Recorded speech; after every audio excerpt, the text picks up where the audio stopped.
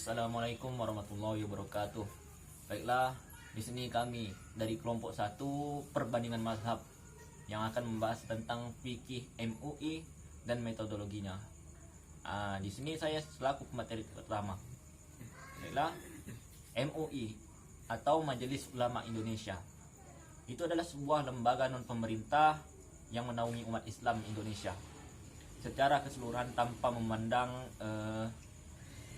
kecenderungan paham keagamaan dan keorganisasian lainnya. MUI ini merupakan sebuah wadah yang dibentuk untuk menghimpun para ulama, zuama, dan cendekiawan Muslim Indonesia guna menyatukan gerak dan langkah-langkah umat Islam Indonesia dalam mewujudkan cita-cita bersama. MUI ini berdiri pada tanggal 7 Rajab 1935 Hijriah atau bertepatan pada tanggal 26 Juli 1975 di Jakarta, dan dari hasil pertemuan musyawarah ulama se-Indonesia. Dalam kitab pengabdiannya, MUI ini berfungsi sebagai pemberi fatwa kepada umat Islam atau pemerintah baik diminta maupun tidak.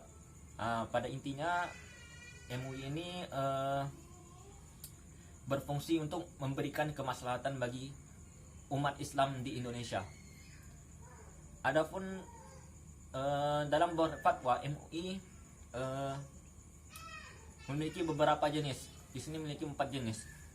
Yang pertama itu fatwa Komisi MUI, yang dimana merupakan fatwa yang dikeluarkan oleh Komisi Fatwa MUI setelah melakukan pengkajian terhadap suatu permasalahan. Di sini membahas sebuah masalah tersebut, Komisi Fatwa terlebih dahulu mendengarkan dan mempertimbangkan pendapat para ahli dalam bidang yang berkaitan dengan masalah tersebut, sehingga fatwa yang dihasilkan tepat dan dapat menghasilkan fatwa yang secara baik dan tidak bertentangan dengan ajaran-ajaran Islam. Adapun beberapa fatwa yang dihasilkan oleh Komisi Fatwa, yaitu berupa fatwa perihal sholat Jumat di tempat selain masjid dan sholat Idul Fitri di rumah saja ketika adanya COVID-19. Baiklah, di sini saya akan melanjutkan materi tentang fatwa dari Dewan Syariah Nasional Majelis Ulama Indonesia tentang mudharabah. Saya melihat ada beberapa sumber yang dijadikan rujukan untuk menentukan hukum mudharabah pada fatwa yang disepakati tahun 2000 tersebut serta kesepakatan para peserta rapat pleno Dewan Syariah Nasional MUI yang ada kala itu. Adapun fatwa yang dikeluarkan yaitu yang pertama Al-Quran Surah An-Nisa ayat 29, Surah Al-Maidah ayat 1, dan Surah Al-Baqarah ayat 283. Yang kedua ada hadis riwayat Tabrani, hadis riwayat Ibnu Majah, dan hadis riwayat At-Tirmizi, serta hadis Nabi yang diriwayatkan dari Ibnu Majah, dan yang lain dari Abu Sa'id Al-Khudri. Yang ketiga ijma, diriwayatkan sejumlah sahabat menyerahkan kepada mudarrib harta anak yatim sebagai mudharabah, dan tak seorang pun mengingkari mereka. Karenanya hal itu dipandang sebagai ijma. Wahbah Al-Zuhaili Al-Fiqh Al-Islami wa Adillatuhu. Yang keempat, kias transaksi mudharabah dikiaskan sebagai kepada transaksi musaqah. Yang kelima, kaidah fikih. Pada dasarnya semua bentuk muamalah boleh dilakukan kecuali ada dalil yang mengharamkannya.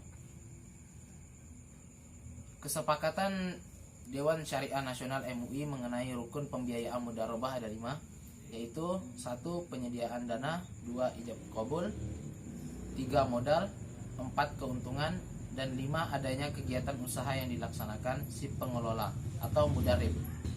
Hal ini jika dikaitkan dengan pendapat para imam mazhab terdahulu, maka hal ini sesuai dengan beberapa pendapat imam mazhab. Ulama mazhab Maliki dalam hal ini sesungguhnya sama dengan pendapat rukun mudharabah, itu ada 5, yaitu modal, pekerjaan, keuntungan, 2 orang yang melakukan kerjasama, sigot atau ijab kabul. Dua orang yang melakukan kerjasama. Keempat, imam mazhab menyetujui bahwa baik dalam mudarobah pembagian keuntungan tidak boleh ditetapkan dengan jumlah yang tetap. Juga dalam mudarobah pihak-pihak tersebut boleh menentukan berapapun jumlah keuntungan dengan adanya perjanjian bersama. Secara umum memang kias sepakat digunakan dalam istinbat hukum Islam oleh 4 imam mazhab, baik mazhab Hanafi, Maliki, Syafi'i, dan Hambali. Akan tetapi porsi tersebut berbeda-beda. Mayoritas mengatakan bahwa metode kias yang sering digunakan dalam mencari hukum cenderung dengan apa yang disampaikan oleh kalangan Syafi'i, bahwa kalau ditarik kesimpulan dengan apa yang dijadikan landasan fatwa Dewan Syariah Nasional MUI tentang mudarobah, kias tersebut adalah apa yang disampaikan oleh Wahbah Zuhaili di dalam kitabnya yang populer disebut bermazhab Syafi'i. Oleh karena itu, saya menyimpulkan bahwa kecenderungan fatwa Dewan Syariah Nasional MUI tentang mudarobah di Indonesia adalah condong atau cenderung kepada mazhab Syafi'i. Bismillahirrahmanirrahim. Assalamualaikum warahmatullahi wabarakatuh. Di sini saya akan menjelaskan fatwa hasil Munas MUI. Musyawarah Nasional MUI adalah forum nasional 5 tahunan MUI, dan hasil fatwa Munas MUI ketika dilaksanakan terakhir di Surabaya tahun 2015, beberapa fatwa yang dihasilkan antara lain fatwa kriminalisasi hubungan antara suami istri dan fatwa tentang pemberdayagunaan harta zakat, infak, sedekah, dan wakaf untuk pembangunan sarana air bersih dan sanitasi. Kemudian selanjutnya di sini saya akan menjelaskan daripada fatwa MUI, yaitu tentang fatwa ijtima ulama. Ijtima ulama, sebelum kita mengetahui daripada pengertian ijtima ulama, lebih alangkah baiknya kita lebih mengetahui terlebih dahulu apa itu ijtima dan apa itu ulama. Ijtima berasal dari bahasa Arab, yaitu ijtima'a yajtami'u ijtima'an, yang artinya secara bahasa memiliki makna, yaitu bertemu, berkumpul, berhimpun, bersidang, bergabung, dan bersatu. Sedangkan ulama adalah bahasa Arab dari ulama, yang tunggalnya adalah alim, yaitu adalah pemuka agama atau pemimpin agama yang bertugas untuk mengayomi, membina, dan membimbing daripada umat Islam, baik dalam masalah-masalah agama maupun dalam masalah-masalah kesehariannya. Kemudian yang diperlukan baik dari sisi keagamaan maupun dari sisi sosial kemasyarakatan. Fatwa ijtima ulama adalah hasil pertemuan seluruh komisi fatwa se-Indonesia untuk membahas masalah-masalah strategis kebangsaan dan keumatan. Jadi dapat disimpulkan bahwasanya fatwa dari ijtima ulama adalah hasil pertemuan seluruh komisi fatwa se-Indonesia untuk membahas masalah-masalah strategis kebangsaan dan keumatan. Adapun contoh di antara keputusan-keputusan fatwa yang dihasilkan daripada keputusan fatwa ijtima ulama, di antaranya yaitu tentang kedudukan pemimpin yang tidak menepati janji. Kemudian juga contoh lain seperti kasus penghinaan Al-Quran oleh Bapak Basuki Purnama atau disebut dengan Ahok. Kemudian juga fatwa selanjutnya yaitu tentang kriteria pengkafiran dan radikalisme terhadap agama. Mungkin ini merupakan daripada salah satu contoh daripada fatwa ijtima ulama. Kemudian materi selanjutnya yaitu dasar-dasar Majelis Ulama Indonesia dalam berfatwa. Di antaranya Majelis Ulama Indonesia mengambil dasar-dasar. Yang pertama yaitu adalah kepada Al-Quran, yang kedua kepada hadis, yang ketiga kepada ijma, yang keempat adalah kepada qiyas, dan yang kelima adalah kepada dalil-dalil hukum yang tidak disepakati oleh para ulama. Contohnya seperti istishab dan al-uruf dan lain sebagainya.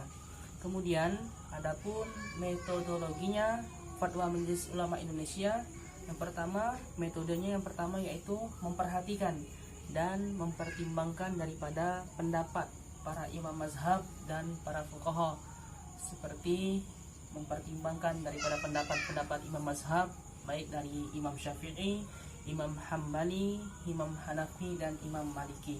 Kemudian yang kedua yaitu metodologi daripada fatwa Majelis Ulama Indonesia, yaitu dengan mencari tahu dasar-dasar dan bentuk istidlal. Istidlal di sini adalah mencari petunjuk, mencari jalan atau mencari dalil-dalil yang berkenaan yang sesuai dengan masalah tersebut.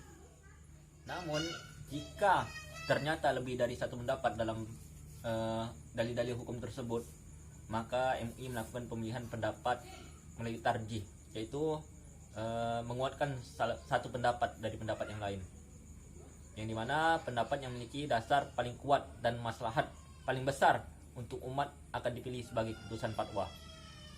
Tarjih ini merupakan menetapkan suatu lebih kuat dari yang lain. Beramal dengan dalil yang paling kuat menurut sebagian besar ulama hukumnya wajib.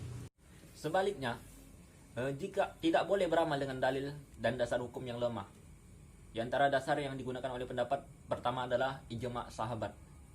Mereka berpendapat bahwa sahabat Nabi sepakat untuk beramal dengan dalil yang lebih kuat. Hal ini tampak di beberapa riwayat yang bertentangan.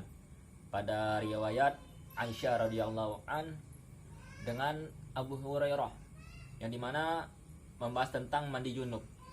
Yang dimana pertama riwayat Aisyah radhiyallahu an membahas tentang bahwa mandi junub wajib bagi suami istri setelah melakukan hubungan badan, baik itu inzal itu yaitu keluar mani atau tidak. Sedangkan pada riwayat Abu Hurairah yaitu berpendapat mandi diwajibkan ketika inzal saja, yaitu keluar mani saja. Nah, di sini para sahabat mentarjih riwayat Aisyah radhiyallahu an karena pendapat Aisyah lebih kuat karena beliau adalah istrinya Rasulullah SAW, sedangkan Abu Hurairah adalah sahabatnya Rasulullah SAW. Di sini Aisyah lebih dekat dengan Rasulullah dibandingkan Abu Hurairah radhiyallahu an.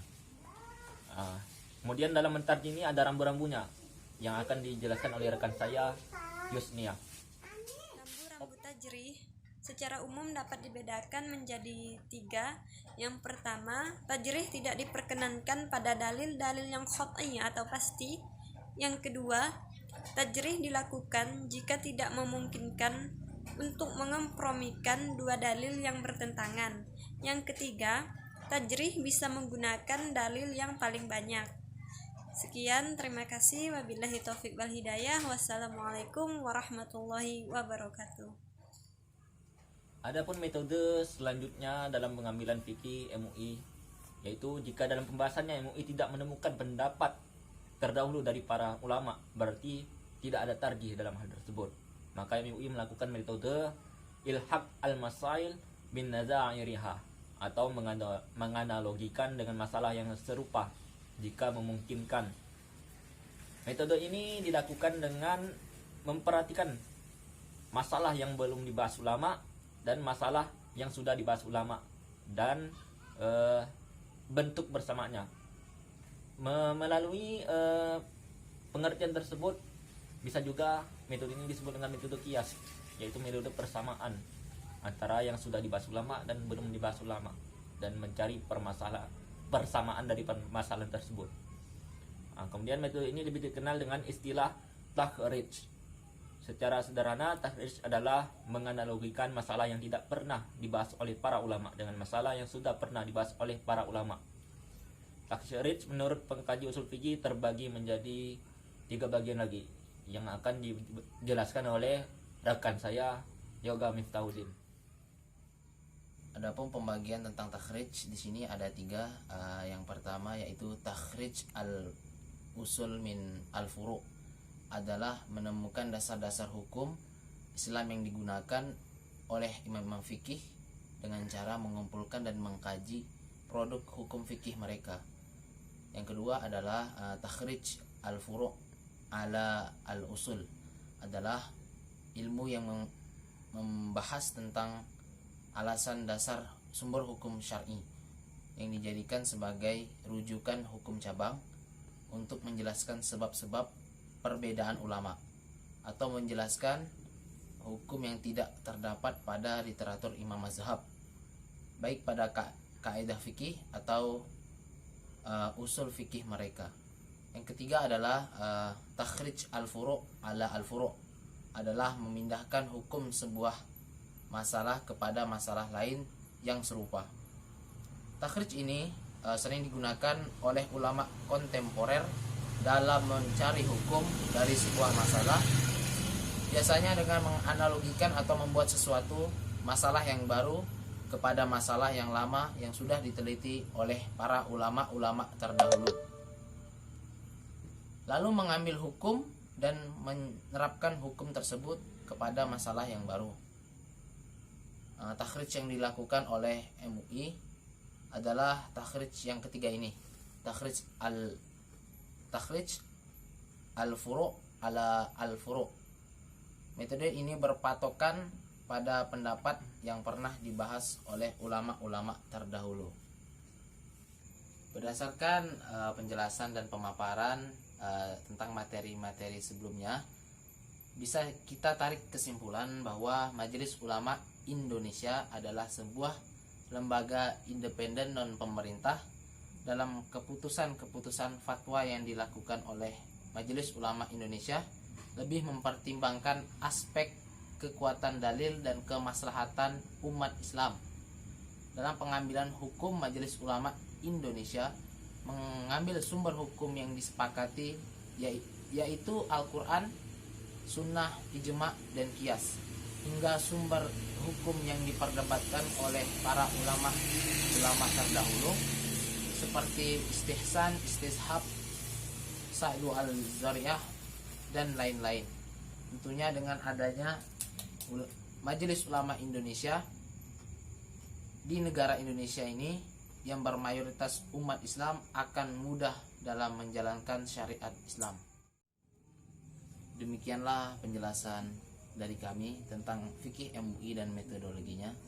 Kurang dan lebihnya kami mohon maaf. Yang salah datangnya dari diri kami sendiri, yang benar datangnya dari Allah. Semoga video ini bermanfaat. Wabillahi taufik wal hidayah. Assalamualaikum warahmatullahi wabarakatuh.